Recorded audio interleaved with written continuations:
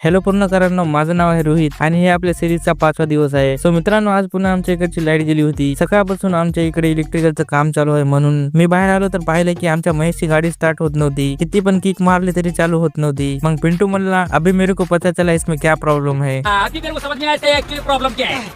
इसका पूरा गेअरबॉक्स बाहर निकालना पड़ेगा.